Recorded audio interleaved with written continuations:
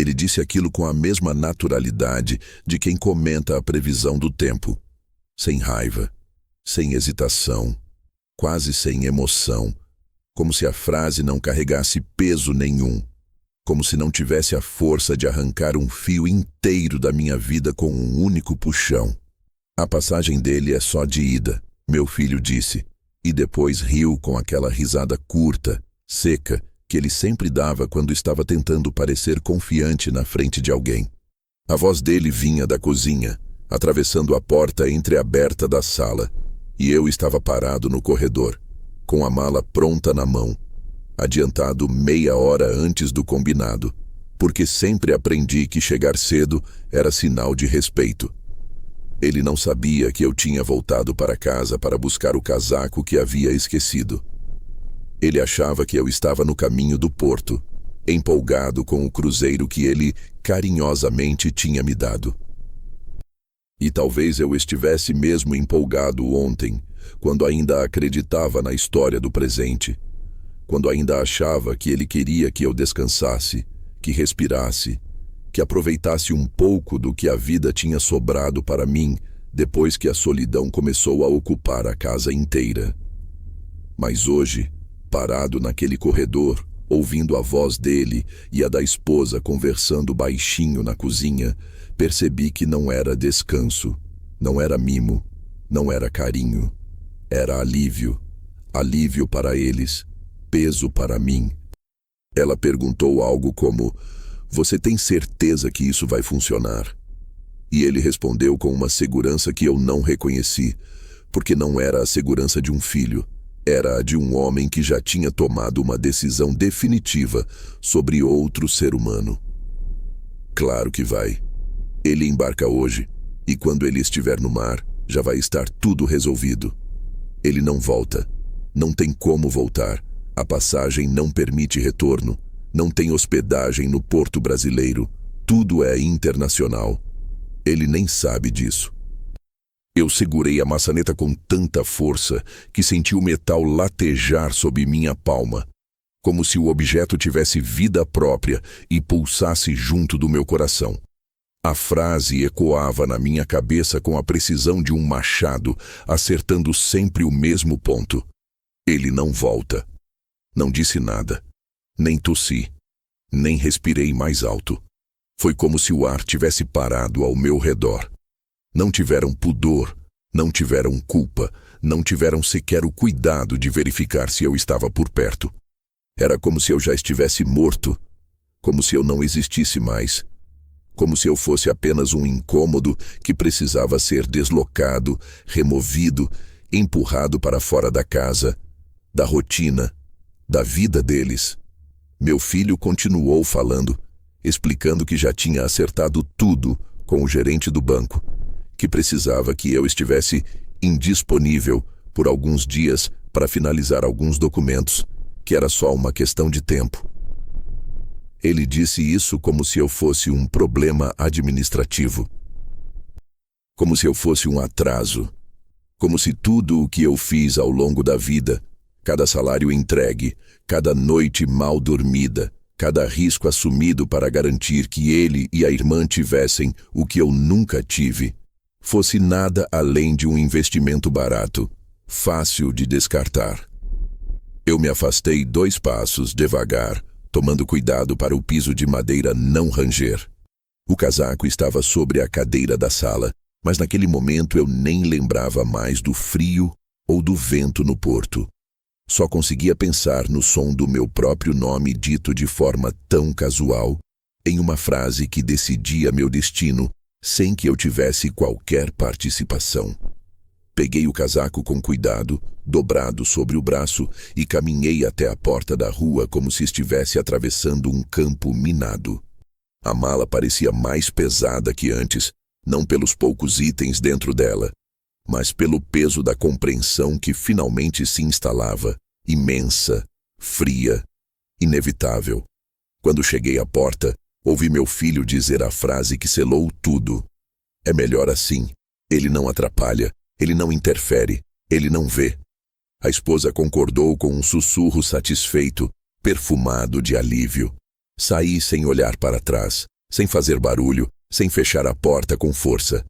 Apenas girei a chave por fora, travei a fechadura e desci os degraus devagar, sentindo cada músculo das pernas protestar não pelo esforço físico, mas pelo impacto emocional. Quando cheguei à calçada, o sol ainda estava nascendo, tingindo a rua de um dourado suave, irônico, contraditório ao que eu sentia. Abri a mala, tirei o celular e pedi um táxi. A voz automática perguntou para onde eu queria ir, e por um segundo pensei em responder Porto. Seguir o plano que eles tinham traçado para mim. Ser o passageiro obediente do meu próprio exílio. Mas a resposta não saiu. Em vez disso, eu disse o nome de um hotel simples, no centro da cidade, um lugar onde eu já ficara muitos anos antes, quando ainda acreditava que a vida era mais longa do que realmente é. O táxi chegou alguns minutos depois.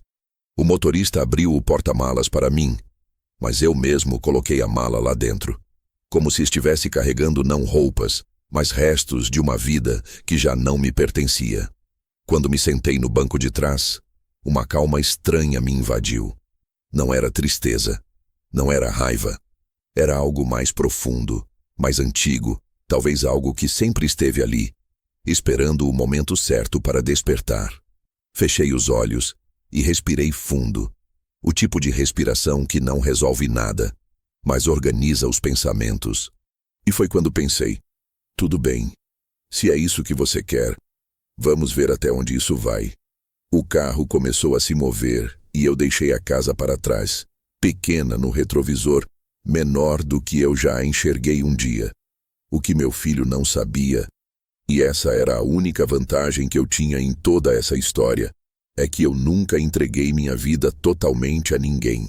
Eu sempre mantive algumas portas fechadas, alguns segredos guardados, algumas informações trancadas em pastas antigas que ninguém mais se lembrava. E naquele momento, quando o táxi dobrou a esquina e a casa sumiu da vista, eu percebi que, talvez pela primeira vez em muito tempo, eu tinha nas mãos algo que eles não tinham: escolha. E eles ainda iriam descobrir o peso que essa palavra pode carregar. O táxi seguiu, e pela janela eu vi a cidade acordando, lenta, modesta, comum. Nada do que estava acontecendo era comum, mas de alguma forma a normalidade lá fora enfatizava ainda mais o absurdo do que tinham acabado de tentar fazer comigo. Então, com a voz baixa, quase inaudível, repeti para mim mesmo o que havia decidido minutos antes. Se eles acham que podem me descartar sem que eu perceba, sem que eu reaja, sem que eu exista, então está na hora deles aprenderem que até o silêncio tem consequências. E assim começou tudo.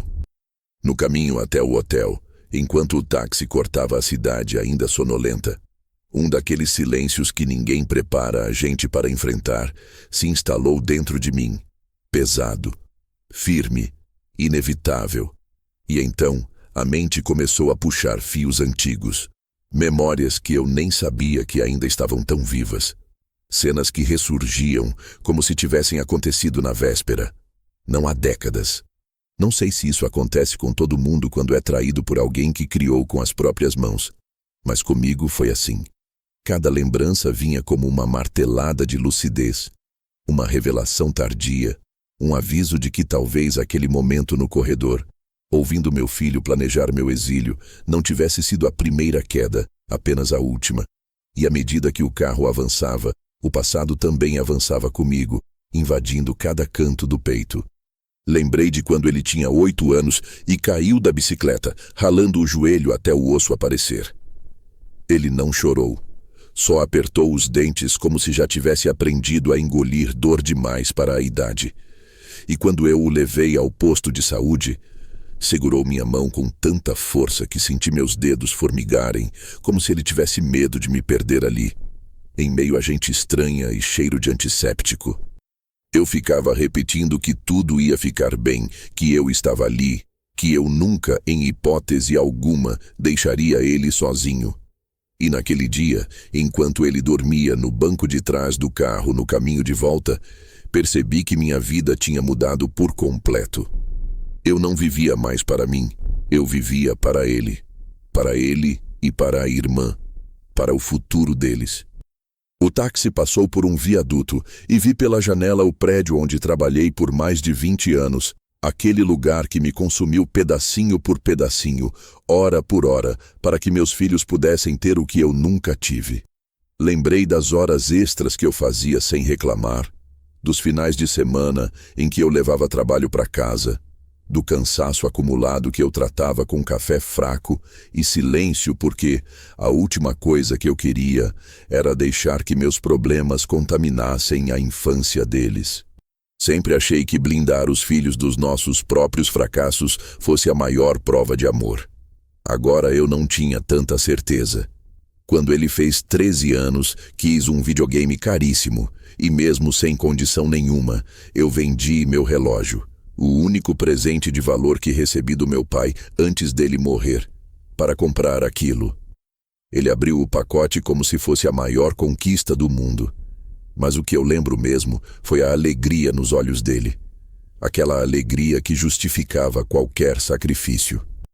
Eu não me importei em perder o relógio.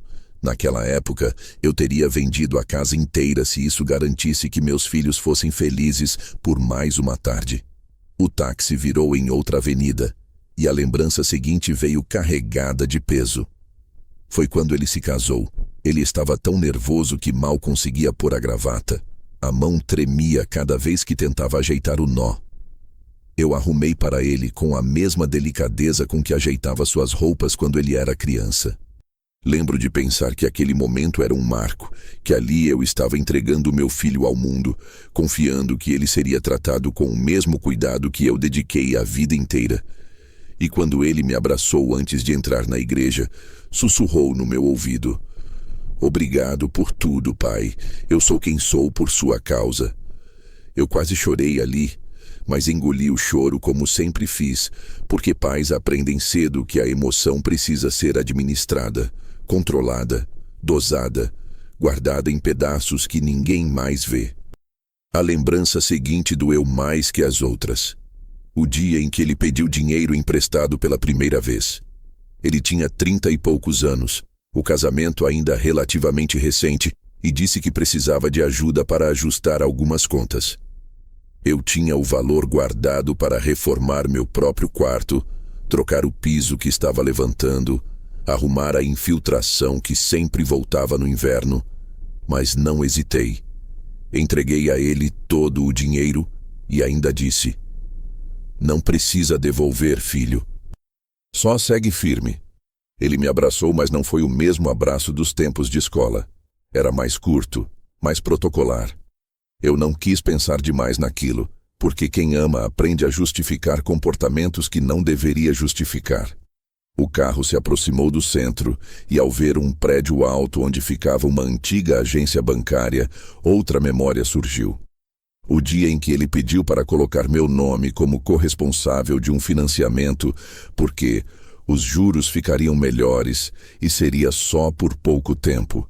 E eu assinei, claro, porque nunca suspeitei de nada, nunca imaginei que um dia aquela assinatura seria usada contra mim, que eu me tornaria uma peça num tabuleiro que ele planejava mover sem que eu visse.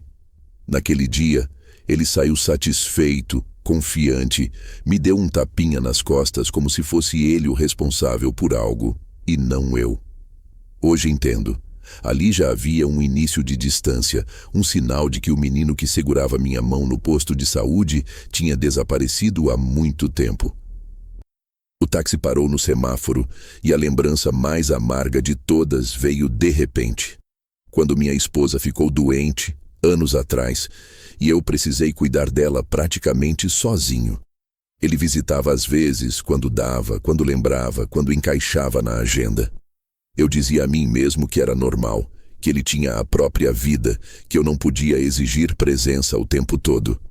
Mas no fundo, bem no fundo, uma parte silenciosa de mim já sabia que as prioridades dele não me incluíam mais. E mesmo assim, eu o defendia para quem ousasse criticar.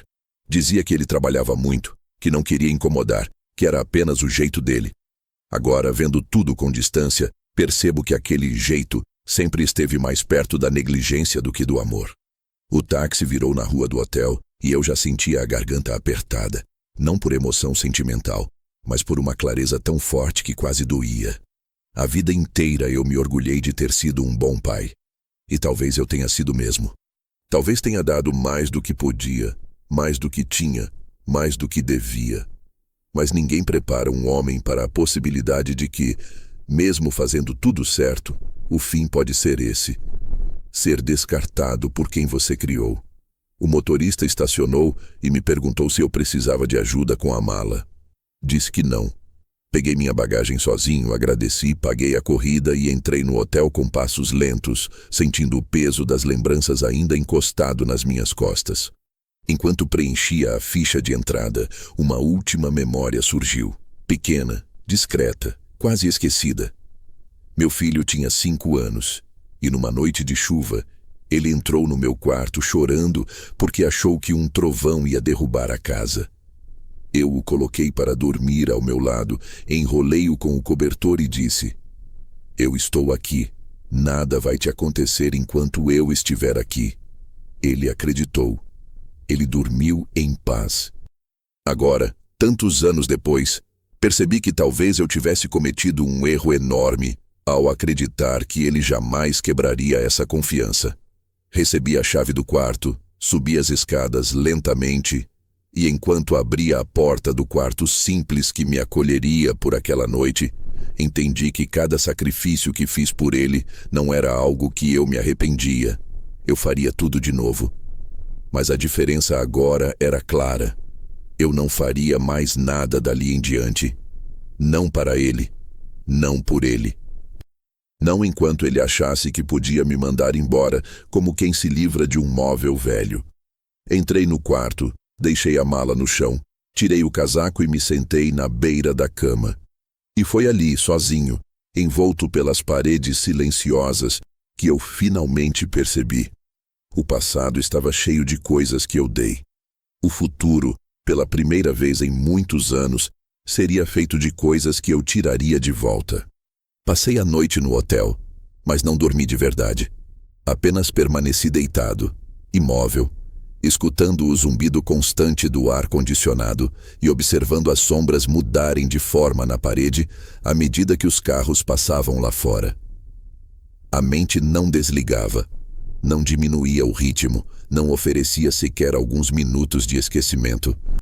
Ao contrário, permanecia presa na imagem da minha casa, na última vez em que eu a vi, tão comum por fora, tão silenciosa por dentro, e na certeza crescente de que aquele silêncio não era natural, não era descanso, não era paz. Era cálculo. Quando o sol nasceu, uma luz pálida atravessou a cortina fina do quarto e entendeu que era hora de voltar lá. Não para falar com eles, não para confrontá-los, mas para observar com novos olhos. Eu precisava confirmar algo que já pressentia desde o corredor, desde o momento em que ouvi meu próprio filho planejar a minha ausência. A casa não era mais minha. Não porque o documento dissesse isso, mas porque o ambiente, o clima, as pequenas coisas já gritavam essa realidade muito antes de eu perceber. E agora eu queria ver tudo de novo com esse entendimento. Vesti a mesma roupa do dia anterior, tomei um café ralo demais para ser chamado de café e fui andando até o ponto de táxi, como se cada passo fosse parte de um ritual necessário. Não avisei que estava indo. Não tinha por que avisar. Eles não esperavam que eu voltasse. Eles acreditavam que eu já estava no porto, esperando para embarcar, ou talvez já pensando no navio. Talvez até estivessem aliviados, celebrando o começo do plano. O táxi me deixou a uma quadra de distância, e eu caminhei o resto do trajeto devagar, sentindo o vento leve da manhã no rosto, como se a rua toda estivesse tentando me preparar para o que eu encontraria. A casa parecia igual. Telhado limpo, jardim aparado, cortinas discretamente fechadas, mas havia algo no ar, uma sensação de abandono disfarçado, de que aquele lugar respirava apenas para 2, não para 3. Abri o portão com a chave que sempre esteve no meu bolso, mas antes de entrar, fiz algo que nunca tinha feito. Olhei pela janela da sala antes de girar a fechadura da porta. E ali eu vi. Vi detalhes que, na pressa da vida, na confiança cega de pai, na ingenuidade de quem ama demais, eu nunca tinha notado. Meus porta-retratos tinham sido reduzidos a um único, colocado no canto mais discreto da estante, quase atrás de um vaso decorativo que não estava ali no mês passado. Antes havia 3. Um meu com meus filhos pequenos, outro da minha esposa e outro da família toda num fim de ano simples, mas feliz. Agora sobrara apenas um, e ainda assim parcialmente escondido. As almofadas que eu costumava ajustar no sofá não estavam mais no lugar. Tinham sido trocadas por outras, de cor mais moderna, mais neutra, como se quisessem apagar qualquer traço do meu gosto. Caminhei até a porta e entrei. O ar lá dentro estava parado, frio demais para uma manhã quente. O silêncio era tão absoluto que me deu a sensação de que eu tinha invadido uma casa que não era minha. Passei pela sala devagar, observando cada detalhe como quem examina a cena de um crime. O tapete novo, que eu nunca tinha visto. A mesa de centro organizada de forma diferente.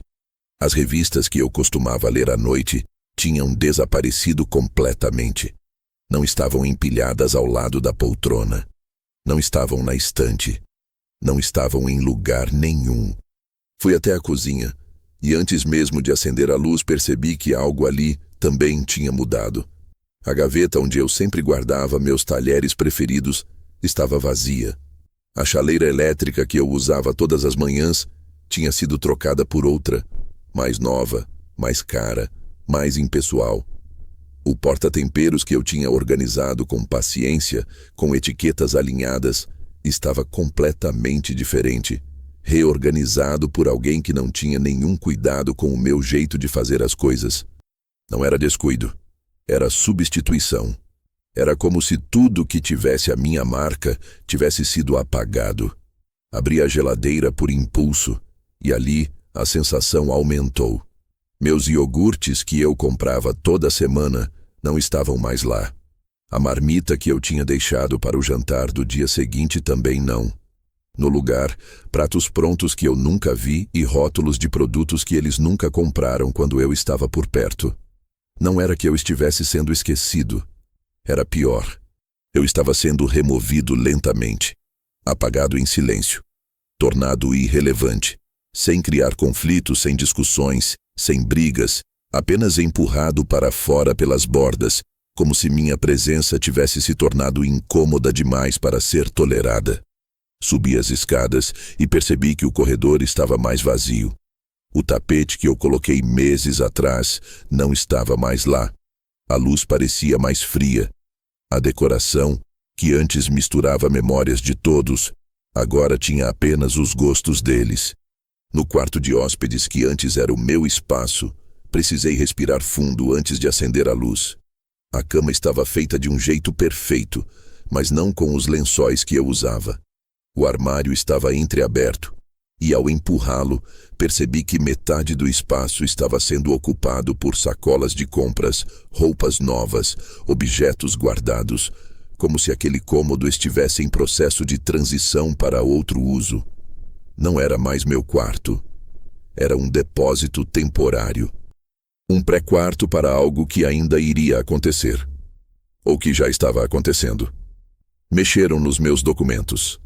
Senti antes de ver. A pasta azul onde guardo tudo, certidões, contratos, recibos antigos, estava deslocada no lugar. A posição não era a mesma que deixei. Quando abri, encontrei coisas faltando. Não documentos importantes, não diretamente, mas papéis que só alguém interessado em vasculhar detalhes procuraria. Comprovantes de transferência, antigos contratos de seguro, cópias de assinatura. Eles estavam mapeando minha vida de forma silenciosa. Eles estavam coletando peças. E não era por cuidado, era por intenção. Fechei a pasta devagar. Coloquei de volta exatamente onde estava, e nesse momento uma certeza fria subiu pela minha espinha. Aquela casa já tinha me expulso muito antes de tentarem me mandar para um cruzeiro sem volta. O projeto de me retirar não começou naquele dia. Começou muito antes, nas pequenas escolhas, nas reorganizações discretas, nas omissões calculadas. Eu apenas não tinha visto, ou não quis ver.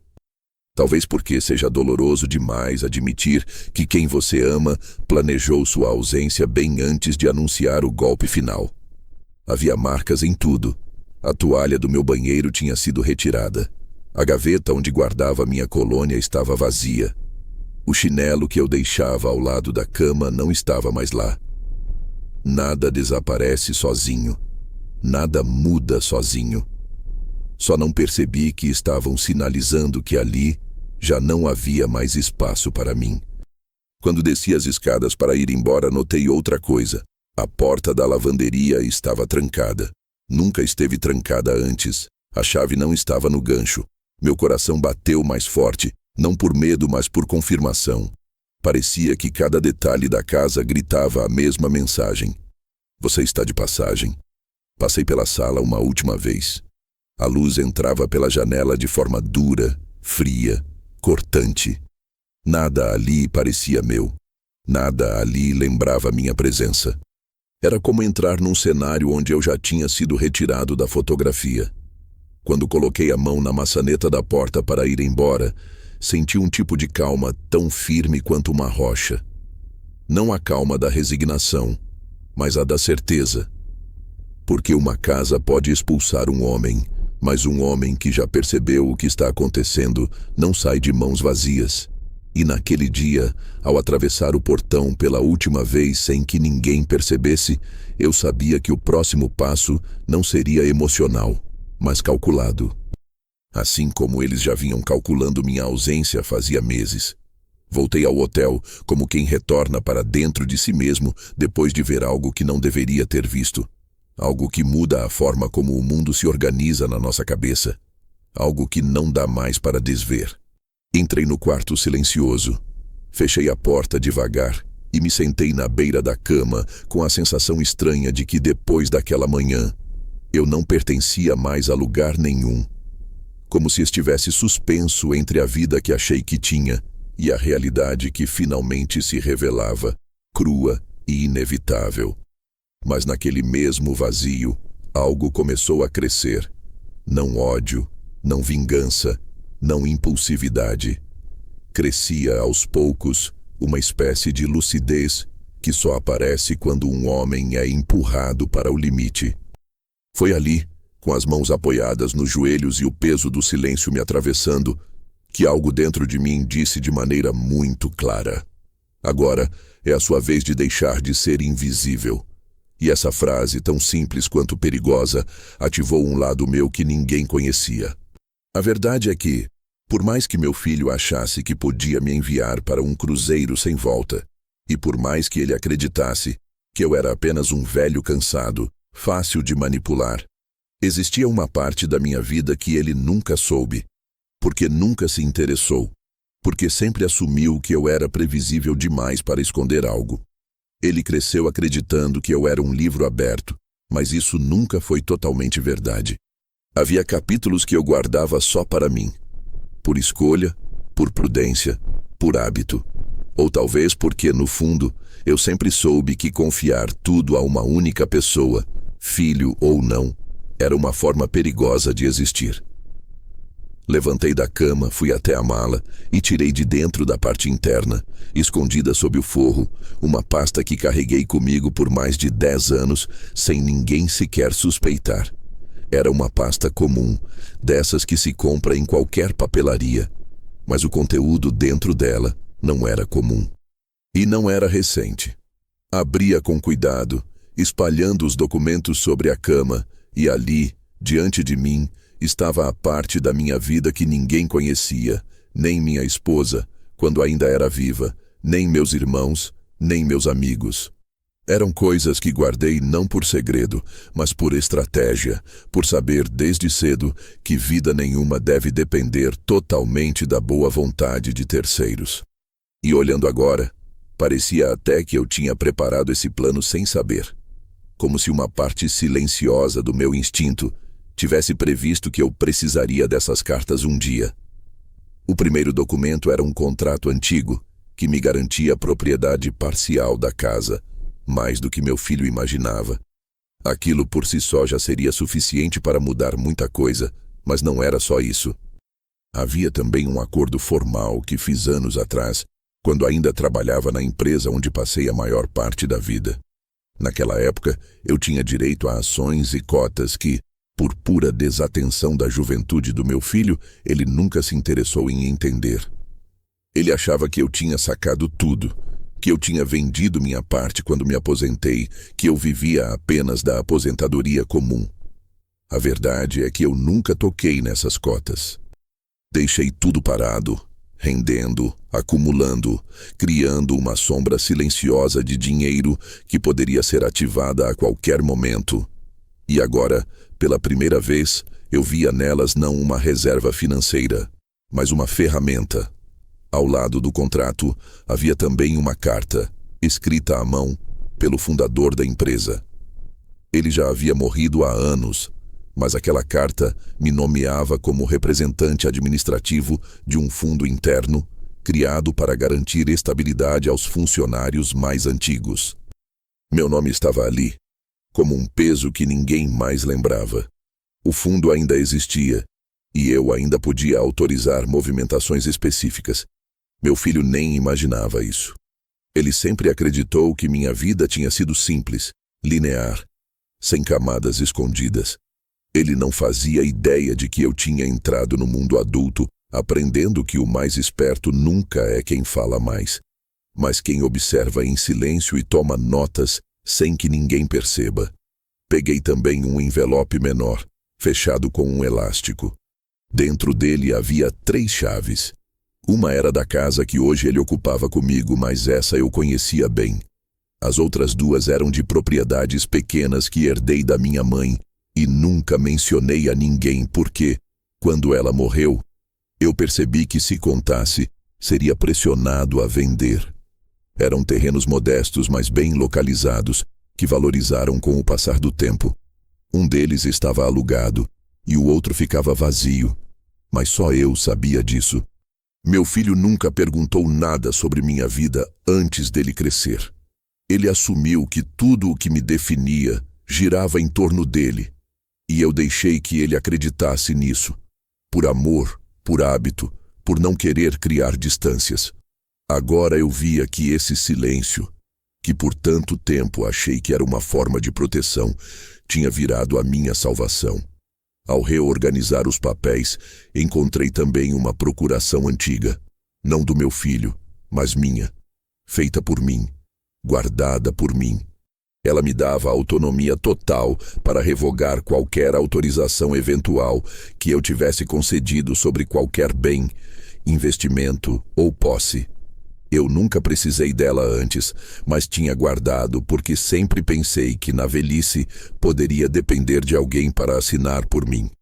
Hoje ela tinha outro propósito: permitir que eu tirasse meu filho de tudo. E tiraria. Enquanto observava todos os documentos espalhados, percebi que o meu filho tinha passado meses tentando montar um quebra-cabeça, imaginando que o resultado final mostraria um velho frágil, desinformado, incapaz de se defender.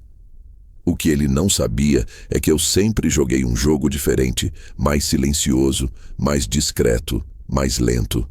Era como se eu tivesse vivido décadas antecipando que um dia poderia ser traído. Não necessariamente por ele, mas pela vida.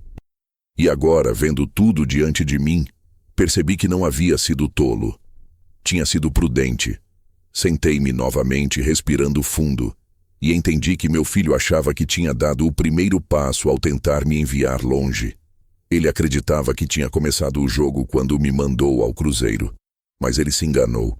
O jogo já estava em andamento muito antes. Eu é que nunca tinha feito movimento algum. Até agora. Fechei a pasta, recoloquei tudo nos compartimentos certos e aguardei novamente dentro da mala sob o forro, onde sempre esteve. E então, pela primeira vez desde que tudo começou, senti algo parecido com força. Não a força bruta da raiva, nem a força impulsiva do orgulho ferido. Era outra espécie de força, mais leve e mais profunda, a força de quem tem a verdade nas mãos e sabe esperar o momento exato de usá-la. Levantei-me, abri a cortina e deixei a luz entrar no quarto. O mundo lá fora parecia comum demais para alguém prestes a mudar completamente o rumo da própria vida. Mas, enquanto observava o movimento da rua, senti que cada peça estava finalmente no lugar certo. Eles achavam que tinham me tirado do tabuleiro. Eles achavam que eu estava a caminho de um navio sem retorno. Eles achavam que eu era apenas uma sombra do pai que um dia fui. Mas o que eles não sabiam, o que jamais imaginariam, é que o homem silencioso que eles empurraram para fora ainda tinha cartas escondidas. E que agora, finalmente, estava disposto a colocá-las na mesa. Quando desci novamente à recepção do hotel, já com a pasta escondida de volta na mala, como se fosse um órgão vital que eu não podia deixar à vista, senti que havia uma camada nova na minha própria respiração. Como se eu tivesse passado anos vivendo no piloto automático e, de repente, meu corpo tivesse lembrado como respirar com consciência. O hall estava quase vazio. Apenas uma senhora dobrando um jornal na poltrona ao lado e um funcionário distraído arrumando copos atrás do balcão, sem imaginar que ali, naquele espaço comum, acontecia uma virada que mudaria não só a vida de um homem, mas a de uma família inteira. Caminhei até a porta automática, senti o vento frio bater no rosto e, por um instante, fechei os olhos para reunir coragem. Não coragem para enfrentar ninguém. Isso viria depois com o tempo, mas coragem para fazer o que, até então, eu tinha evitado por décadas, escolher a mim mesmo. O táxi apareceu quase no mesmo instante em que estendi a mão. Um carro simples, pintura um pouco arranhada, mas com aquele cheiro de limpeza improvisada que motoristas tentam manter para agradar passageiros. Abri a porta traseira, coloquei a mala ao meu lado e entrei com a postura de quem carrega nos ombros não apenas objetos, mas histórias. O motorista era um homem de meia idade, cabelo grisalho, olhar cansado, mas gentil. Ele me cumprimentou com um bom dia, automático, sem imaginar que eu precisava daquelas 2 palavras para me lembrar de que ainda existia futuro. Perguntou para onde eu queria ir. E ali, naquele exato segundo, a vida me ofereceu um cruzamento invisível. Como se a estrada inteira tivesse parado, esperando que eu escolhesse um dos caminhos. Eu poderia dizer Porto. Poderia embarcar no cruzeiro e seguir o plano deles. Desaparecer do país por alguns dias, enquanto meu filho assinava papéis, transferia títulos, reorganizava bens como se eu fosse um móvel antigo que ele estava substituindo discretamente. Poderia facilitar tudo para ele, continuar sendo o homem que resolve problemas dos outros, nunca os próprios. Mas pela primeira vez na vida, a palavra que saiu da minha boca não foi a que esperavam que eu dissesse. Centro. O motorista repetiu a palavra, confirmou o endereço e começou a dirigir com tranquilidade, sem imaginar o peso daquela decisão. Olhei pela janela enquanto as ruas passavam lentamente. Eu via vitrines, pontos de ônibus, crianças indo para a escola, pessoas apressadas indo trabalhar. Era como observar a vida de fora. Um filme silencioso, no qual eu não tinha participado nos últimos tempos, porque estava ocupado demais, tentando caber numa casa que não me queria mais. À medida que o carro avançava, percebi que aquela escolha, não ir ao porto, era menos sobre fugir e mais sobre ficar. Mais sobre retomar o controle da própria história. Eu não sabia ainda o que faria exatamente, mas tudo dentro de mim dizia que o primeiro passo tinha sido dado.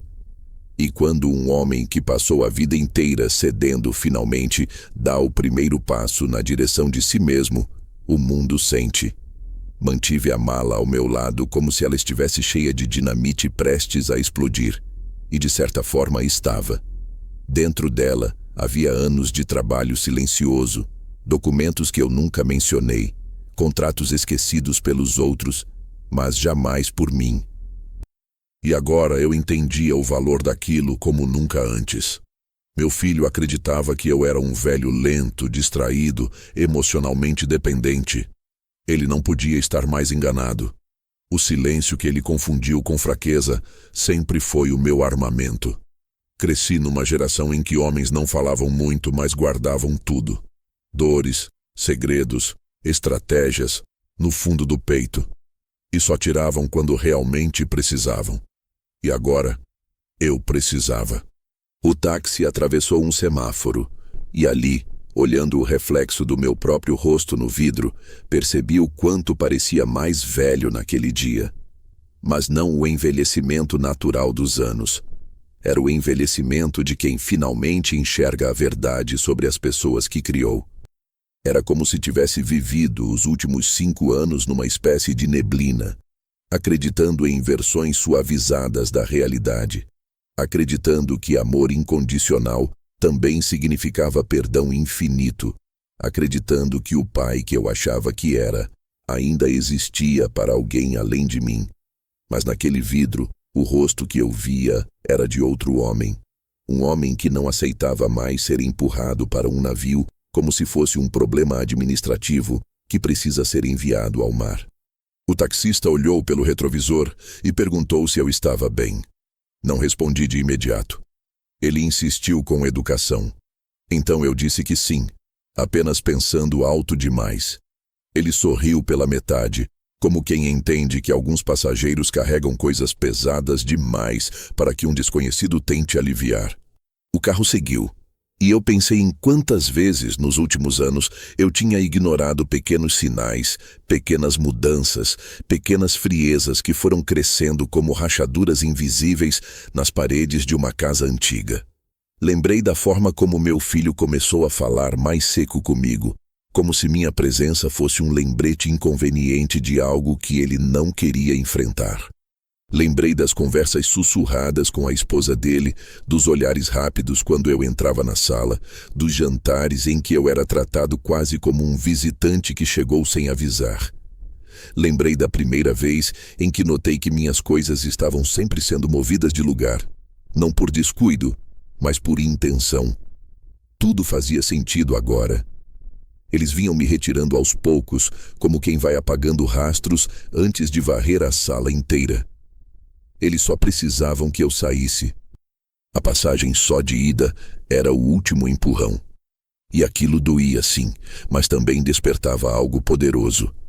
A vontade de não ser apagado por quem não teve coragem de dizer as coisas, olhando nos meus olhos. O motorista virou à esquerda e o centro da cidade começou a surgir com seus prédios antigos e sua pressa matinal. E foi ali, naquele momento em que o táxi desacelerou por causa do trânsito, que a decisão final se completou na minha mente. Não seria um confronto gritado, não seria um escândalo. Não seria vingança teatral, seria a mesma arma que eles usaram contra mim. Silêncio. Silêncio preciso. Silêncio estratégico. Silêncio cirúrgico. Eu não avisaria nada. Não daria sinais. Não pediria explicações. Não exigiria desculpas. Eu simplesmente faria o que precisava ser feito. Eles tinham me tratado como se eu fosse descartável. Agora, eu mostraria que o descartável nunca fui eu. O táxi finalmente parou diante do prédio, onde eu tinha uma reunião marcada para aquele dia. Uma reunião que meu filho sequer imaginava que eu ainda mantinha contato, porque ele nunca se preocupou em entender minha vida antes dele. Paguei a corrida, agradeci ao motorista e desci com a mala firme na mão. O prédio antigo, com sua fachada de pedra, parecia me observar com aprovação silenciosa. Respirei fundo, ajustei o casaco e entrei. Não com a postura de quem vai pedir ajuda, mas com a de quem vai relembrar quem realmente é. A decisão no táxi não foi apenas sobre o destino do dia, foi sobre o destino de tudo. Foi o momento em que deixei de ser passageiro e voltei a ser comandante. O momento em que entendi que meu filho pode ter armado o cenário, mas eu ainda controlava a iluminação. E a partir dali, toda a luz que ele achava ter sobre mim começaria a apagar. Atravessei o saguão do prédio antigo como quem percorre um lugar familiar e ao mesmo tempo distante, carregando aquela mala que parecia mais pesada a cada passo, não pelo peso real, mas pelo simbolismo do que havia nela. Minha história, minha proteção, minha voz que eles tentaram calar. O elevador era antigo, com grades metálicas que rangiam quando se moviam, mas aquilo me trouxe uma estranha sensação de segurança, como se o tempo tivesse desacelerado apenas para me dar espaço para respirar. Apertei o botão do terceiro andar e senti aquele silêncio metálico do elevador fechado me envolver, quase acolhedor. Era estranho sentir acolhimento num lugar tão impessoal, mas talvez fosse isso que faltava na minha própria casa fazia meses, um espaço onde eu pudesse existir sem ser observado com pressa ou incômodo. Quando a porta abriu, encontrei o corredor comprido e iluminado por lâmpadas amareladas, com um cheiro leve de produto de limpeza misturado ao odor antigo da estrutura. Caminhei até a sala 307, onde ficava o escritório de contabilidade do Sérgio, um amigo que eu não via há quase 3 anos, desde quando minha esposa ainda estava viva. Ele não era exatamente um amigo íntimo, mas um daqueles conhecidos confiáveis, alguém que assistiu parte da minha vida profissional e entendia que homens como eu aprendem a carregar preocupações no bolso do paletó, escondidas de todo mundo. Bati a porta e ele mesmo abriu, com os óculos meio desalinhados, como sempre. Ficou surpreso ao me ver, mas não perguntou nada além de quer entrar. E foi essa falta de curiosidade imediata que me deu a sensação estranha de estar finalmente no lugar certo. Sentei-me diante da mesa dele, coloquei a pasta sobre o tampo de madeira e respirei fundo. Ele me observou por alguns segundos, como quem percebe que não se trata de uma visita casual. Tirei os documentos um por um, organizei como pude, porque minhas mãos tremiam levemente, não de medo, mas de consciência. E então, com uma calma artificial que precisei cultivar, pedi que ele verificasse tudo. Disse que precisava entender como estavam as propriedades, as contas, as cotas. Ele não fez perguntas desnecessárias. Apenas ajustou os óculos, ligou o computador e começou a digitar com a familiaridade de quem já tinha visto tudo aquilo antes, mas nunca sob esse contexto. Poucos minutos depois, ele parou de digitar e olhou para mim com uma expressão que eu não via em ninguém havia muito tempo. Surpresa genuína. Ele me explicou com cuidado, como se temesse que a verdade pudesse quebrar algo dentro de mim. Que minha conta conjunta, aquela mesma que eu tinha aberto anos atrás com meu filho para facilitar as coisas no futuro, havia movimentações estranhas nos últimos 6 meses. Transferências pequenas, mas frequentes, todas feitas no mesmo padrão, usando o aplicativo bancário.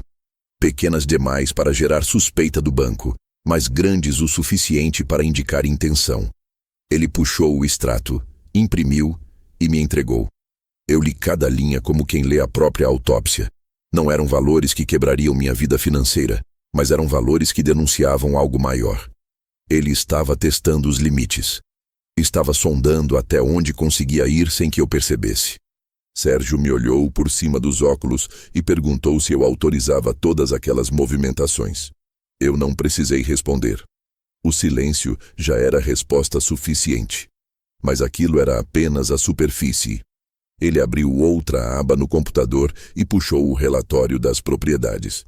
Eu não esperava surpresas ali, porque sempre cuidei de tudo pessoalmente.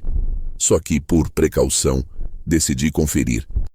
E foi quando ele encontrou algo que fez o coração bater no meu peito, de um jeito que eu não sentia, desde que minha esposa foi diagnosticada com aquela doença maldita que levou meses para ser nomeada.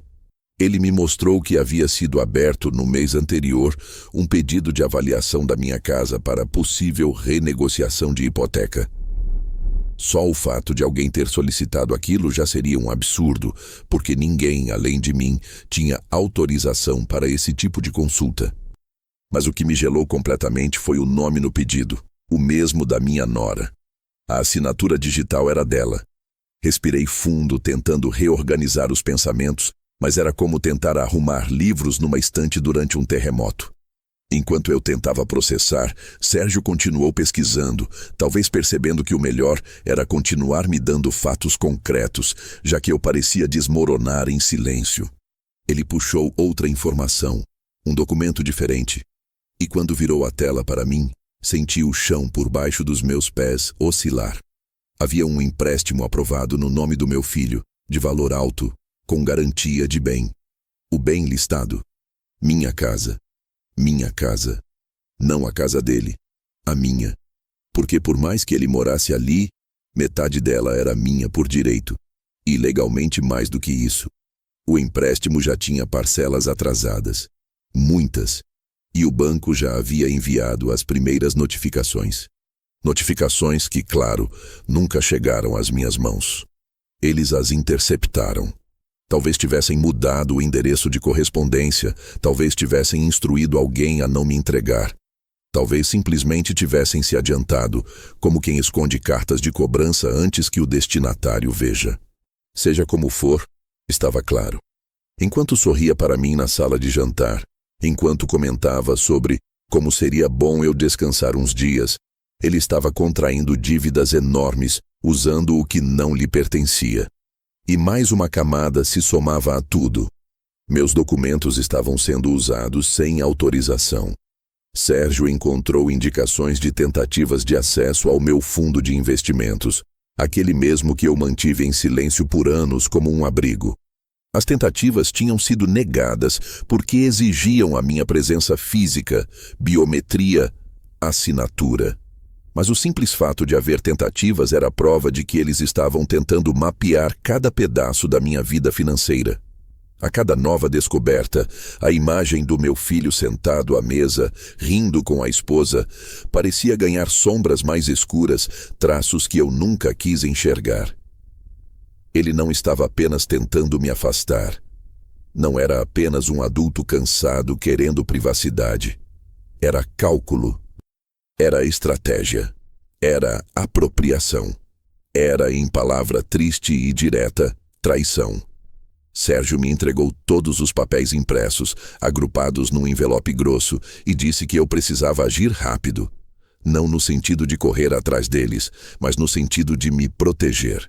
Ele me falou com a cautela de quem sabe o que está sugerindo, que eu deveria revogar imediatamente qualquer autorização existente, bloquear acessos, notificar bancos, colocar senha dupla em tudo.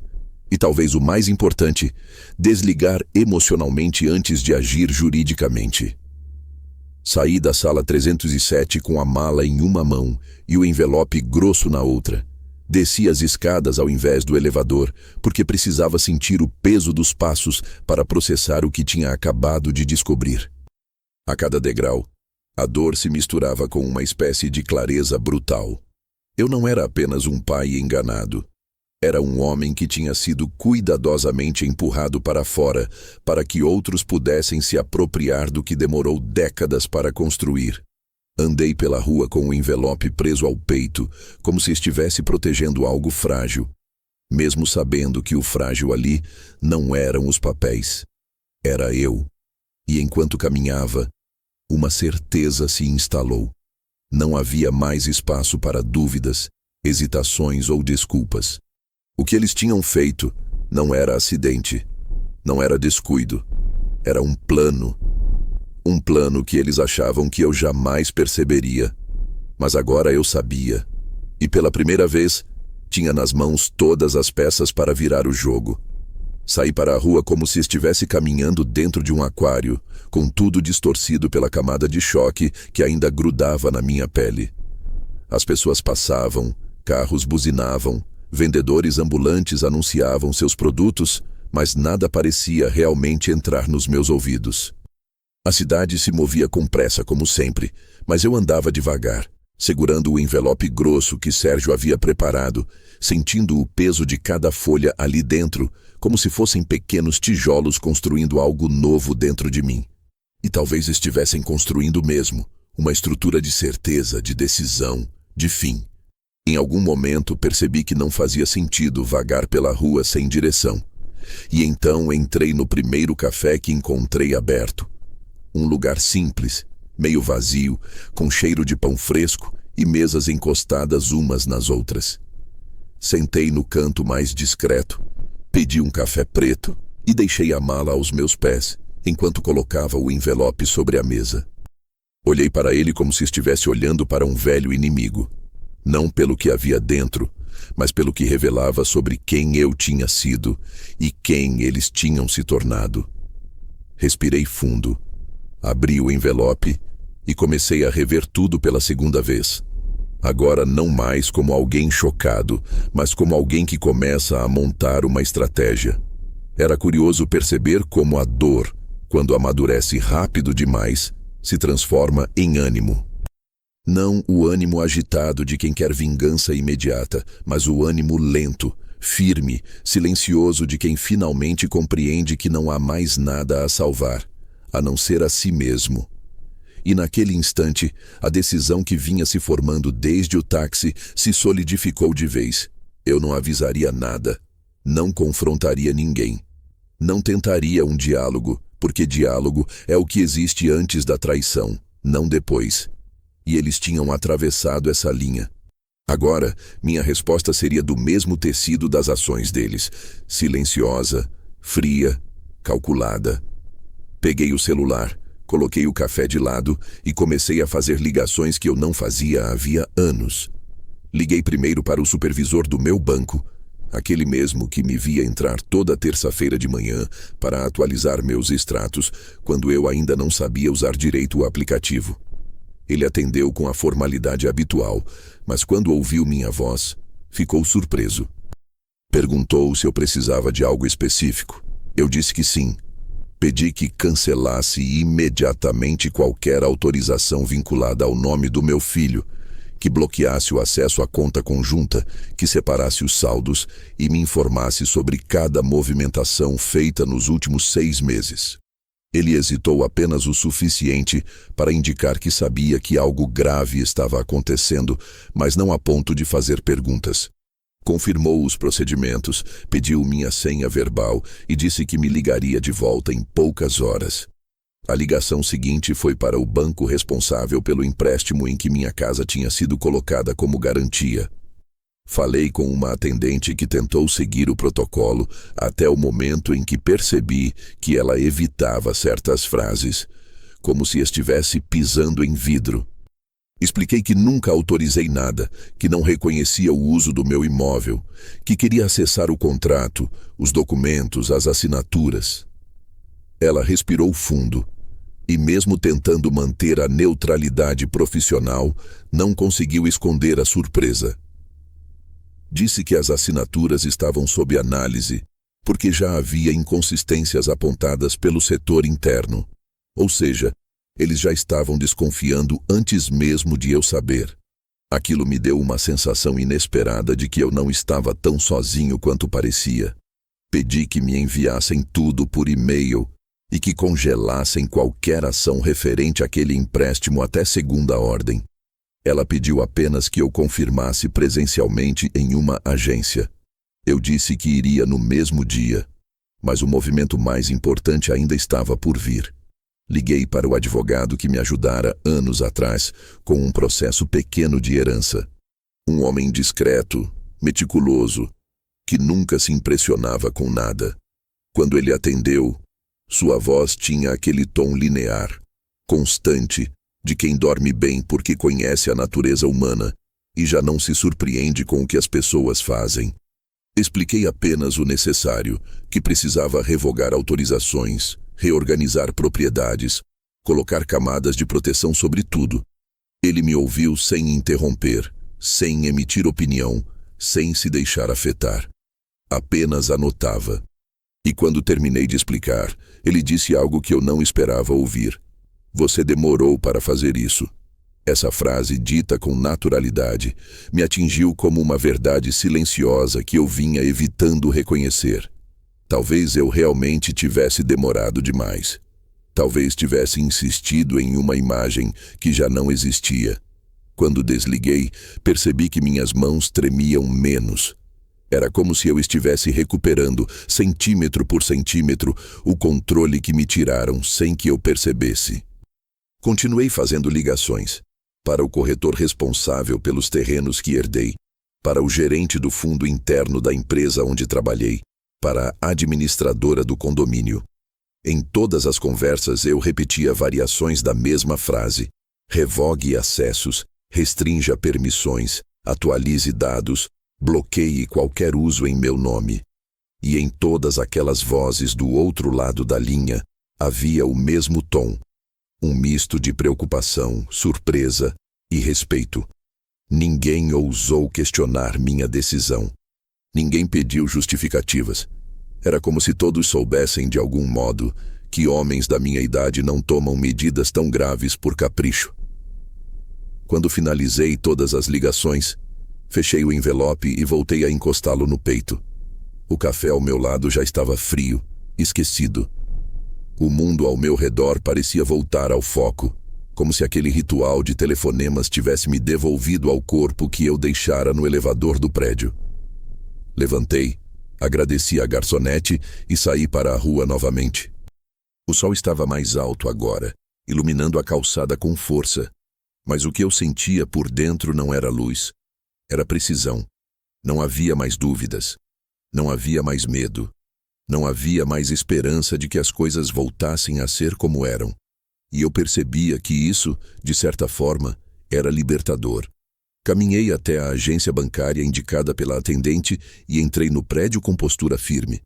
Não com arrogância, mas com a segurança silenciosa de quem finalmente se lembra do próprio valor. A gerente, uma mulher jovem com expressão profissional, me recebeu com um aperto de mão respeitoso.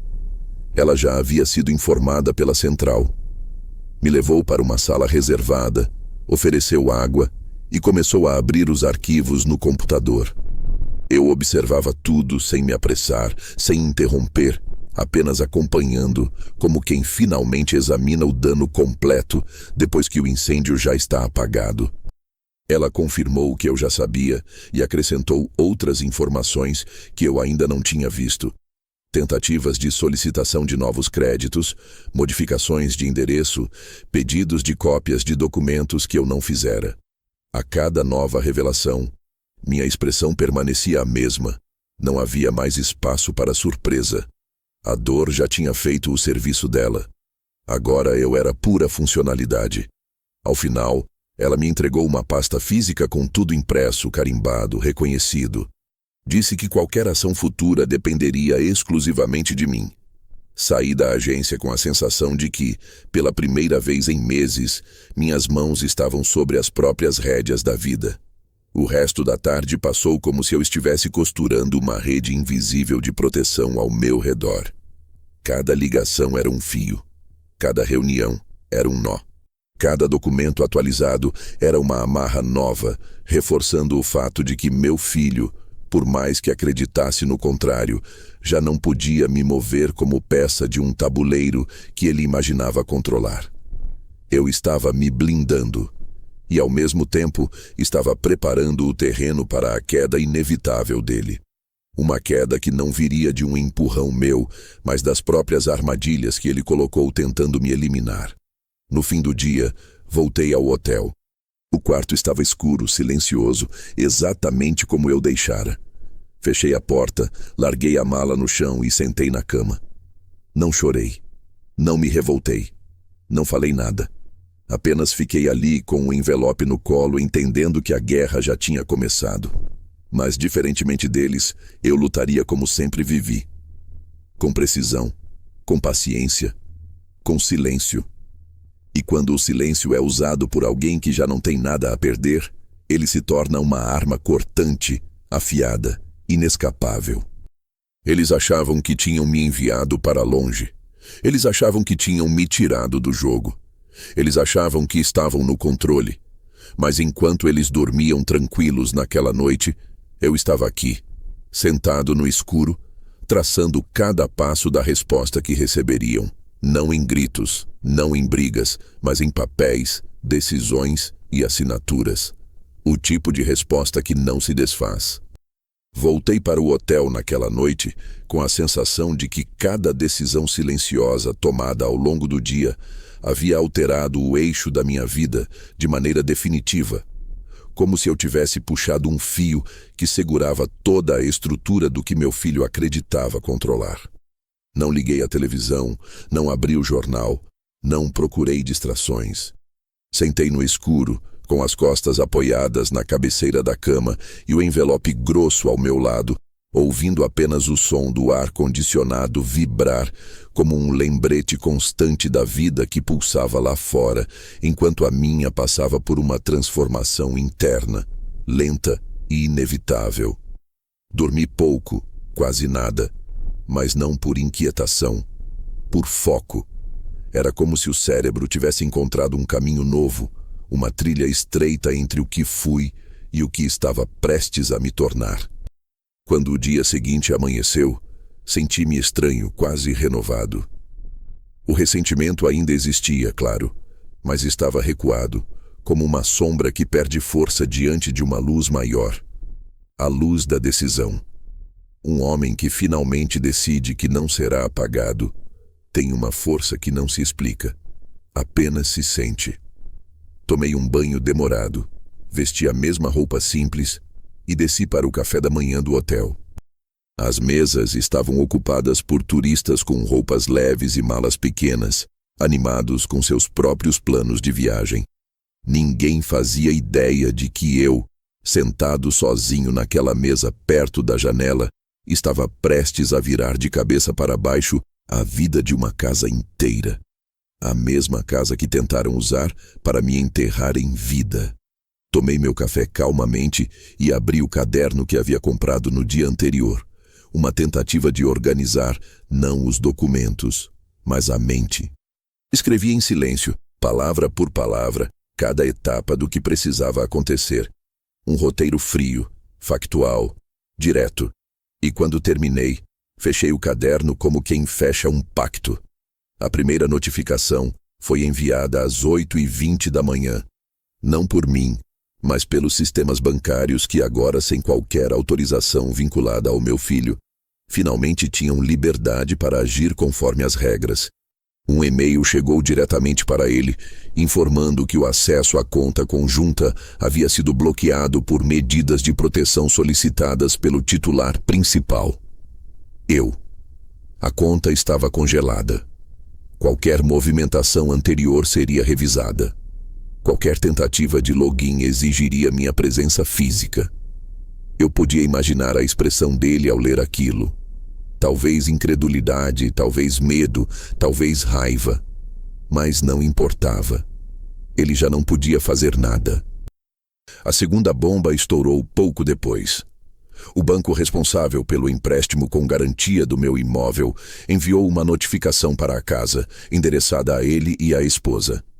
O documento informava que havia sido aberto um processo interno de contestação, já que o titular legal do imóvel, eu, novamente, havia declarado desconhecer completamente a transação.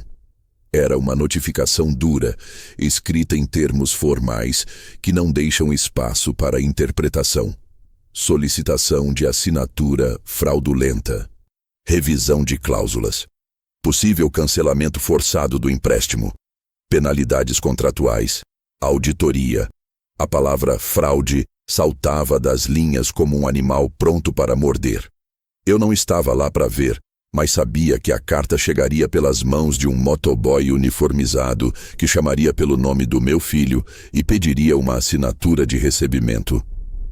Ele assinaria sem saber que, naquele momento, estava assinando o início do próprio colapso. Ou talvez soubesse. A consciência é sempre mais rápida do que admitimos. A terceira bomba veio do sistema de investimentos. Com os bloqueios ativados, qualquer tentativa de acesso, modificação ou consulta irregular gerava alerta automático. E às 9h42, um alerta foi disparado. Ele tentou entrar no fundo de investimentos. Talvez para conferir se algo tinha se alterado. Talvez para tentar antecipar alguma ação. Talvez para entender o que estava acontecendo. Não importa. A tentativa falhou. E o sistema enviou a ele uma notificação automática dizendo que todas as credenciais estavam revogadas. Que apenas o titular tinha acesso presencial. que qualquer nova tentativa geraria investigação interna. Uma porta se fechava atrás da outra, e tudo isso sem que eu dissesse uma única palavra. Mas a casa...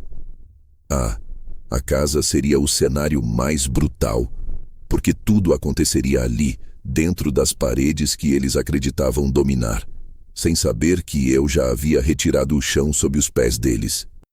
Começou com a chegada do primeiro aviso físico, um documento de revisão de posse.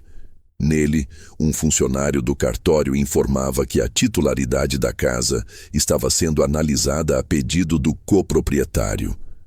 A palavra coproprietário certamente feriria o orgulho dele. Ele cresceu acreditando que aquilo tudo era dele, porque eu nunca fiz questão de bater no peito dizendo que a casa era mais minha do que dele. Preferi o silêncio. Silêncio que agora se voltava contra ele como um espelho quebrado. Logo depois, outra correspondência chegou, desta vez da administradora de imóveis. Informava que a tentativa de renegociação da hipoteca havia sido pausada, porque havia divergências de assinatura. Divergências que não passariam despercebidas. Divergências que tinham nome, CPF e intenção. Eu posso imaginar o desespero deles quando começaram a juntar as peças. As mensagens trocadas entre eles. Curtas, rápidas, tremidas. Você mexeu nisso? Eu achei que dava. Por que ele fez isso agora? Será que ele sabe? A gente tá ferrado. E estavam mesmo. Mas a parte que realmente transformou a casa em um campo minado não veio dos bancos, dos advogados, nem dos alertas. Veio daquilo que eles menos esperavam. Uma simples alteração de senha. A senha da conta da concessionária de energia elétrica e da água. Coisas pequenas, quase irrelevantes, mas que movem uma casa inteira. Eu alterei tudo. E cadastrei apenas o meu telefone como contato. O resultado veio horas depois. Eles tentaram acessar a plataforma para pagar a conta atrasada, porque havia sempre há uma, e não conseguiram. Ligaram para a concessionária. E a mulher do atendimento informou, com educação cortante, que apenas o titular podia resolver aquele tipo de pendência. O titular sou eu, não eles. Eles tentaram ligar para mim. Eu vi a tela do celular acender com o nome dele, depois com o dela. Não atendi. O silêncio, mais uma vez, fazia seu trabalho melhor do que qualquer frase que eu pudesse dizer. No mesmo horário, provavelmente, ele tentou abrir a porta da lavanderia e não encontrou a chave, porque a chave não estava na casa. Estava na minha mala, no hotel, ao lado da pasta com os documentos. Eu senti um estranho prazer amargo ao imaginar que, pela primeira vez, eles perceberiam a falta de algo antes invisível. A sensação de perder controle é sempre acumulativa, nunca repentina. À tarde, o golpe final do dia chegou. Uma segunda notificação formal, desta vez enviando cópia para mim e para eles, informando que o processo de auditoria sobre a assinatura do empréstimo seria encaminhado para análise jurídica, podendo resultar em uma acusação de falsidade ideológica. Não era ameaça. Era fato. E não fui eu quem causou isso. Foram eles. Eu apenas deixei que o mundo funcionasse como deveria. Enquanto a casa se afundava em avisos, notificações, bloqueios e silêncios, eu estava no hotel, sentado à mesa, almoçando um prato simples. O garçom me perguntou se eu queria sobremesa, e eu respondi que sim, pedi um pudim. Quando ele saiu, olhei pela janela e percebi algo que nunca tinha sentido tão claramente. Leveza. Não porque eles estavam sofrendo, não porque o caos estava acontecendo, mas porque pela primeira vez em muitos anos, eu não estava tentando corrigir nada. Eu não estava apagando incêndios que não causei. Eu não estava sacrificando meu bem-estar para proteger quem usou o meu amor como um cartão de crédito sem limite. Eu apenas observava, sem pressa, sem culpa, sem interferir. A casa deles, que antes era meu lar, estava se transformando em um campo minado porque foi construída sobre mentiras. E mentiras racham os alicerces. Sempre racham. O que eles estavam sentindo agora era apenas o estalar dessas rachaduras. E era só o começo. Aquela tarde no hotel passou arrastada e ao mesmo tempo precisa, como se cada minuto estivesse sendo organizado por uma força invisível que me mantinha exatamente onde eu precisava estar. Longe. Longe deles, longe do cenário de caos que certamente tomava conta da casa, longe das explicações apressadas que eles tentariam inventar para justificar o injustificável, longe das justificativas vazias que sempre vêm quando o autor do estrago percebe que não vai conseguir esconder os cacos. A distância me protegia, mas principalmente me esclarecia. Era como se quanto mais longe eu estivesse fisicamente, mais perto eu ficava da verdade, e da versão de mim que eu havia deixado adormecida por anos. O celular vibrou pela primeira vez às 2 da tarde. Olhei a tela. Era o nome do meu filho, brilhando ali como uma ferida recém-aberta. Não atendi. O celular vibrou 1, 2, 3 vezes. Quando as chamadas cessaram, vieram as mensagens. Primeiro curtas, diretas, quase burocráticas. Pai, aconteceu algo estranho aqui, me liga. Precisamos falar. É urgente. Depois começaram a virar frases mais longas, quase suplicantes, mas ainda carregando aquela frieza de quem está mais preocupado com o que perdeu do que com quem perdeu. Você mexeu na conta? Eu não estou conseguindo acessar nada. Chegou um aviso do banco sobre o empréstimo, isso é sério. Por favor, pai, me liga. Não estou entendendo nada. Eu li tudo sem pressa, observando cada palavra como quem analisa um texto de um idioma que já não pertence a si mesmo. Aquelas frases diziam muito mais nas entrelinhas do que na superfície. Não havia um pedido de desculpas. Não havia um reconhecimento de erro. Havia apenas o medo. O medo de alguém que sempre acreditou ter controle total e de repente percebe que o controle era emprestado, tão frágil quanto um copo de vidro escorregando da mão. O medo de quem finalmente entendeu que eu estava presente, não no cruzeiro onde queriam me enterrar por uns dias, mas na vida real, nos documentos, nas assinaturas, nos lugares onde realmente importava. O telefone vibrou de novo. Mas agora era a esposa dele. O nome dela apareceu na tela acompanhado de uma notificação de voz. Não ouvi. Não era necessário. Ela sempre foi mais hábil do que ele com palavras enviesadas, aquelas que parecem cuidadosas, mas carregam veneno. Não ouvir a mensagem era uma forma de bloquear essa tentativa de manipulação antes mesmo que acontecesse. E esse era justamente o ponto. Eu não daria a eles nenhum território emocional. Não daria espaço para discursos treinados, para lágrimas estratégicas, para pedidos de "vamos conversar com calma". Eles usaram minha calma por tempo demais. Agora o silêncio seria minha resposta. Minha única resposta. Às 4 da tarde, as mensagens perderam completamente o tom de controle. Meu filho começou a mandar áudio atrás de áudio. Eu não ouvi nenhum, mas lia as transcrições automáticas que o celular gerava. Pai, isso está fugindo do controle. Você está me colocando numa situação muito complicada. Se a gente não resolver isso agora, vai ficar ruim para todo mundo. E foi nesse ponto que eu quase sorri, não por crueldade, mas por constatação. Ele ainda acreditava que eu agiria pensando no bem-estar dele. Ele ainda pensava com os mesmos parâmetros que usou a vida inteira, acreditando que eu sempre voltaria atrás. Sempre tentaria evitar que ele se machucasse. Sempre colocaria o nome da família acima de tudo, mesmo quando a família me expulsou sem hesitar. Ele ainda não entendia que uma vez que um homem é descartado, ele se desfaz do instinto de proteger quem o descartou. Às 5:30, a campainha da casa onde eu não estava deve ter tocado, porque recebi 2 ligações em sequência de números desconhecidos. Depois, uma mensagem curta. Por favor, nos atenda. O oficial veio aqui.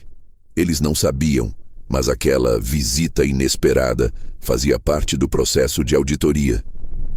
Eu não tinha agendado nada. Apenas deixei que as instituições fizessem o que precisavam fazer.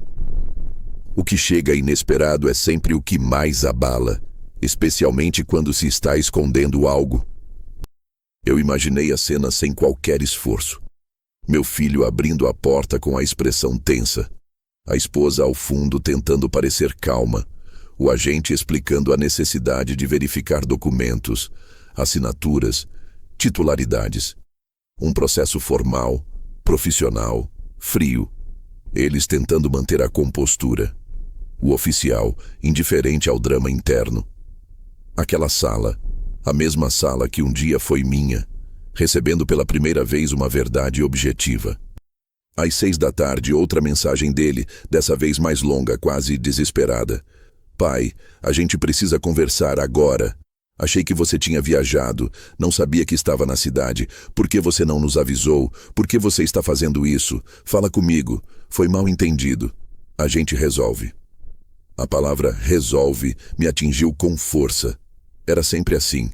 Sempre que ele se complicava, esperava que eu resolvesse. Não por consideração, mas por comodidade. Como se eu fosse uma espécie de seguro emocional eterno, uma rede que estaria sempre ali, não importa o que acontecesse. E talvez eu tivesse sido isso por tempo demais. Mas esse era exatamente o capítulo da minha vida em que eu finalmente fechava essa apólice. Não respondi. O silêncio trabalhava por mim. O telefone vibrava na mesa como um bicho preso tentando fugir, mas eu deixava ali, virado para baixo, sem intenção de interagir com nada. A luz do fim da tarde invadia o quarto do hotel, com uma tonalidade dourada que contrastava com a escuridão emocional do dia. E eu percebia que aquele contraste dizia muito sobre quem eu era naquele momento. Alguém que atravessou a escuridão e, em vez de chorar, apenas se sentou sob a luz e decidiu não voltar mais para as sombras dos outros. À noite, quando desci para jantar, meu celular vibrava continuamente com insistência mecânica. Meu filho, minha nora, números desconhecidos. Até a irmã dele me mandou mensagem perguntando o que estava havendo, provavelmente alertada por algum desabafo que ele fez tentando se colocar como vítima. Não respondi. Nenhum deles estava na história quando eu precisei. Nenhum deles se importou em perceber que estavam tentando me apagar. Agora eu não devia explicações.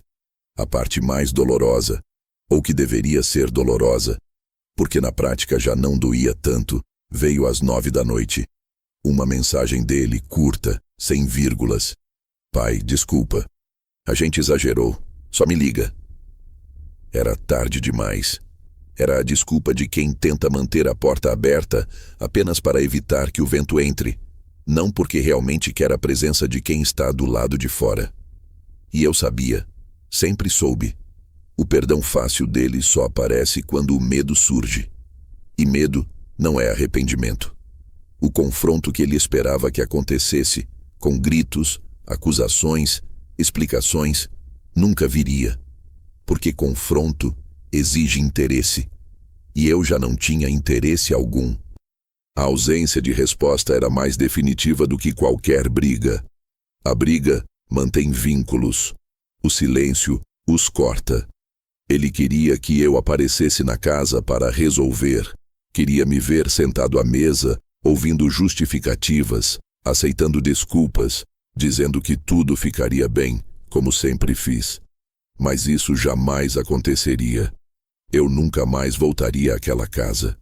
A porta pela qual entrei tantas vezes, carregando sacolas, esperanças e cuidados, agora era apenas uma lembrança distante. A casa que tentou me expulsar agora era simbólica e eu já estava fora. Voltei ao hotel, tomei um banho quente que limpou mais do que apenas o corpo e me deitei. O silêncio daquela noite não era pesado, era decisivo. Eu não precisava confrontar ninguém, não precisava provar nada, não precisava relembrar nada. O mundo já estava se encarregando de expor cada rachadura que eles tentaram esconder, e a queda deles aconteceria sozinha, exatamente como aconteceu com a confiança que destruíram. Era isso que eles nunca compreenderiam. A pior punição não é a vingança, É a ausência.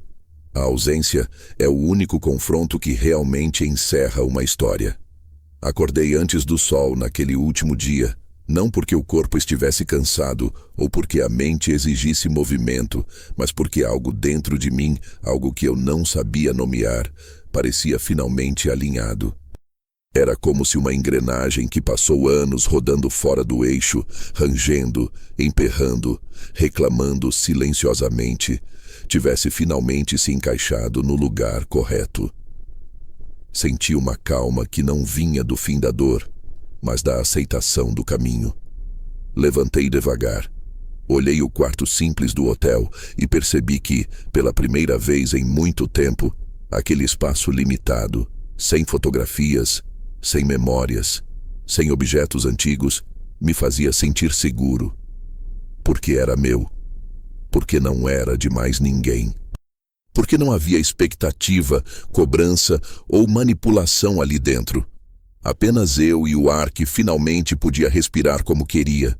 Tomei um café morno, vesti a mesma roupa de sempre, confortável, discreta, e sentei na beira da cama com um envelope grosso de documentos novamente no colo. Não precisava mais dele como antes. Não para me provar, nem para me proteger. Agora, ele era apenas uma lembrança física da virada. Um registro tangível do momento em que deixei de ser um homem arrastado pelos outros para me tornar alguém que escolhe o próprio caminho. Passei a mão pela superfície do envelope como quem se despede de algo que cumpriu seu propósito. Depois, respirei fundo e me levantei. O dia não prometia nada extraordinário. E talvez fosse justamente isso que o tornava tão importante. Enquanto caminhava até a recepção para devolver a chave do quarto, senti algo estranho no peito. Leveza. Não a leveza de quem esquece, mas a de quem entende. Eu não estava fugindo. Eu não estava me escondendo. Eu não estava evitando conflitos. Eu simplesmente não pertencia mais àquela parte da vida que tentei proteger por tanto tempo. E ao contrário do que imaginei por anos, isso não era uma derrota. Era um renascimento silencioso. No saguão, peguei meu café habitual para a viagem e parei por alguns segundos diante da porta automática do hotel. Aquela que tantas vezes se abriu para mim, sem que eu prestasse atenção. Agora parecia simbólica, como se, ao atravessá-la uma última vez, eu estivesse deixando para trás não apenas o quarto, não apenas o hotel, mas a versão de mim que aceitava ser plano de fundo na própria vida. Sorri sozinho, um gesto discreto e quase tímido, antes de empurrar a porta e deixar o vento da manhã tocar meu rosto com a cordialidade de um velho amigo. Os primeiros passos na calçada foram lentos. Não por fraqueza, mas porque pela primeira vez eu escolhia deliberadamente andar devagar. O mundo seguia seu ritmo comum. Carros apressados, pessoas com celulares na mão, crianças indo para a escola com mochilas enormes nas costas. Mas eu estava ali, circulando por esse mesmo mundo como alguém que finalmente entende que não precisa correr para acompanhar ninguém. A paz só exige que você pare de seguir quem não sabe para onde está indo. Enquanto caminhava, o celular vibrou no bolso. Uma única vibração. Olhei a tela. Um número que eu conhecia. Meu filho. Não havia nome. Porque tirei o nome dias antes, num gesto simbólico mais poderoso do que qualquer bloqueio digital. Havia apenas o número frio, sem memória, sem afeto. Por um instante, fiquei ali parado na calçada, observando aquela tela acesa, ouvindo meu coração bater com tranquilidade. O telefone tocou mais uma vez, depois outra, insistente, mas sem desespero. O padrão de quem já percebeu que perdeu algo, mas ainda tenta manter uma porta entreaberta. Não atendi. Deixei tocar até o fim. E foi naquele toque que percebi algo definitivo. Não havia mais confronto. Não havia mais guerra. Não havia mais duelo silencioso. Tudo aquilo já tinha acabado. Ele estava chamando alguém que não existia mais. O pai que ele manipulou. O homem que ele pensou controlar. O velho que ele achou que podia despachar para longe. Esse homem morreu no corredor quando ouviu a frase: "A passagem é só de ida". O homem que ficou estava ali, respirando o ar da rua, carregando uma mala com documentos que já não eram armas, mas história. E história nenhuma volta para trás. Continuei andando até a praça principal, onde sentei em um dos bancos de madeira. Deixei a mala ao meu lado, como se fosse apenas mais uma bagagem qualquer, e observei o movimento das pessoas. Algumas riam, outras discutiam, outras caminhavam apressadas. O mundo seguia. E eu também. Pensei na casa, na sala onde passei tantos anos, na cozinha onde fiz tantos cafés, no quarto onde dormi mal nas últimas semanas por causa de um mal-estar invisível que agora eu finalmente conseguia nomear. Desapego. Eles deviam estar enlouquecidos naquela manhã. Talvez já tivessem recebido outra notificação do banco. Talvez estivessem tentando ligar para advogados, tentando entender o que deu errado, tentando culpar alguém que não fosse eles mesmos. Talvez estivessem sentados à mesa, discutindo entre si, trocando acusações e medos. Mas nada disso me importava mais. Eu já não era personagem daquela história. Era apenas o capítulo final, silencioso, que eles jamais conseguiriam reescrever. O mundo deles desmoronava, não porque eu derrubei, mas porque estava construído em cima da mentira. E mentiras sempre cedem. Levantei-me do banco, ajeitei o casaco e decidi andar até o bairro onde ficava o pequeno apartamento que eu tinha reservado dias antes, quando ainda estava planejando apenas uma saída provisória. Agora, não era provisória. Era definitiva. O caminho até lá era longo, mas eu não tinha pressa. A cada passo, sentia meu corpo se alinhar com a certeza de que a vida que eu havia passado décadas tentando sustentar tinha chegado ao fim. E que isso era bom. Muito bom. Quando finalmente cheguei ao prédio pequeno, de fachada simples e jardineiras mal cuidadas, senti algo parecido com emoção. Não a emoção dramática que faz os olhos encherem, mas a emoção silenciosa, quase madura, de quem reconhece ali, naquele lugar sem luxo, um símbolo de liberdade. O porteiro, um senhor simpático, de sorriso fácil, me cumprimentou com naturalidade e entregou as chaves que estavam guardadas para mim desde o início da semana. Peguei as chaves com ambas as mãos, como quem segura um objeto sagrado. O elevador era lento, mas isso não me incomodou. Eu sempre gostei de elevadores lentos. Eles nos obrigam a estar presentes. Quando a porta abriu no terceiro andar, caminhei até a porta do apartamento, coloquei a chave na fechadura e girei devagar. O clique suave do mecanismo se abrindo pareceu mais significativo do que qualquer documento jurídico que eu assinei nos últimos dias. Abri a porta e entrei. O apartamento estava vazio. Ecoava. Sem móveis, sem quadros, sem história. E mesmo assim, eu soube naquele instante. Esse era o primeiro lugar em muito tempo onde eu podia respirar sem sentir que estava ocupando o espaço de alguém. Aqui, ninguém queria me empurrar para longe. Aqui, ninguém esperava que eu desaparecesse.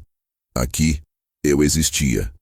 Coloquei a mala no chão e fiquei alguns minutos parado ali, de pé, observando o cômodo iluminado pela luz suave da manhã. E pela primeira vez em anos, senti algo que eu pensava que não sentiria mais. Pertencimento.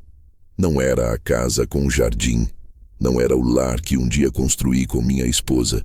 Não era o espaço onde meus filhos cresceram. Era outra coisa. Era o lugar onde eu começaria o resto da minha vida. Peguei o celular, olhei pela última vez as chamadas perdidas acumuladas. Meu filho havia tentado de novo naquela manhã. A nora também. E no fim da lista havia uma mensagem simples. Pai, você vai voltar? Li a pergunta devagar, respirando fundo, e a resposta veio de dentro, tão clara quanto a luz que entrava pela janela. Eu já voltei. Voltei para mim. Voltei para o que restou de mim.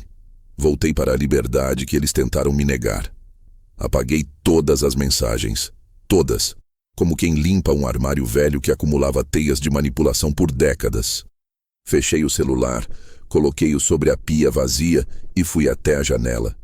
A vista não era bonita, era comum, mas era minha. E essa era a beleza que eu precisava.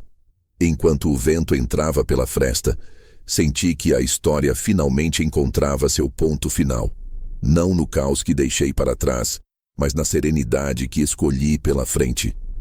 Eles estavam lidando com as consequências. Eu estava lidando comigo. E era assim que tinha que ser. A partir daquele dia, descobri algo que deveria ter aprendido antes. Recomeçar não é voltar do começo. É começar de um lugar onde você nunca esteve. O lugar onde ninguém te controla, ninguém te define, ninguém te empurra. E ali, naquele apartamento vazio, com a mala ainda fechada ao meu lado, eu finalmente descobri que nunca foi a casa que me fez homem. Foi a coragem de sair dela.